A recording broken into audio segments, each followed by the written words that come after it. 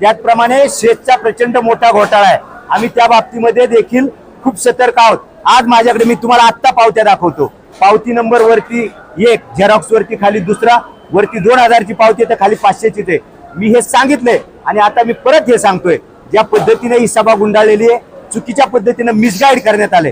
प्रत्येक वेळेला कोणाचं तरी नाव घ्यायचं आणि सांगायचं की आता हे असं आहे, ते तसं आहे, ते तसे सब झूठमूठ आहे, याच्यामध्ये सच्चाई अजिबात नाही। नारायणगावच्या जी जागा घेतलेली आहे त्याच्यामध्ये सुद्धा आज खरं तर तो अहवाल जनतेपुढे ठेवायला पाहिजे होता। आज त्यांनी तो अहवाल त्यांनी म्हणलंय, त्यांनी दिला, आम्हाला बोलून नाही दिलं, सभेमध्ये आम्हाला बोलू दिलं नाही। त्यांनी म्हणलंय की तो अहवाल DDRनी मागवला, हे झालं ते झालं, मग तो अहवाल जनतेपुढे ठेवायला पाहिजे होतं। त्या अहवालात स्पष्टपणाने म्हणलं होतं आम्ही निवडून आल्यापासून त्या जागेवरती शेल हॉल करा अशी आमची सततची मागणी होती, पण ती डावलण्यात आली आणि त्याच्यात सांगितलं गेलं की त्याच्यामध्ये 70-80 फुटाचे खोल ओढे नाले वगैरे आहेत आणि त्याच्यामुळे तिथं काही करता येत नाही, ती जागा वापरायोग्य नाही असं याचा अहवाल आहे।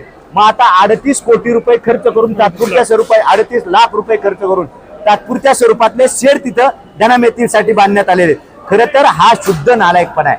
शेतकऱ्यांचं तुम्ही रक्त पिलात मागच्या 15 वर्ष, हे तुम्ही 15 वर्षापूर्वी देखील ज्या वेळेला जागा खरेदी केली त्याच वेळेला खरेदी करू शकत होता, पण हे शेतकऱ्यांचा अंत पाहायला गेला, त्यांचं प्रचंड प्रमाणात नुकसान गेलं आणि मग आज त्यांना ती सुबुद्धी सुचलेली आहे। खरं तर या सगळ्या गोष्टीचा आम्ही जाहीरपणानं निषेध करतो।